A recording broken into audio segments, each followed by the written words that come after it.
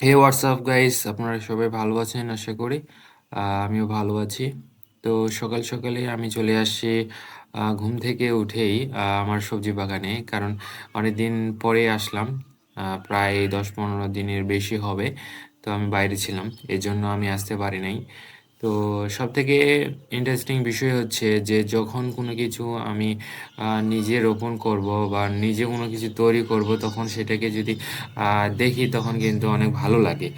তার জন্যই এই ভিডিওটা তৈরি করা, আপনাদেরও দেখানো আম জন্যই আমি ভিডিওটা করছি। দেখতে পাচ্ছেন এই কপিগুলা, বাঁধাকপিগুলা, ফুলকপিগুলো কিন্তু অনেক ছোট ছিল।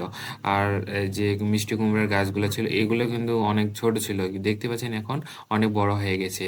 এখানে পাশে দেখতে পাচ্ছেন যে আমার যে টমেটো বাগানটা ছিল যে ছোট, সেই টমেটো বাগানে কিন্তু প্রচুর পরিমাণে ফুল আসছে আর অনেক বড় বড় হয়ে গেছে।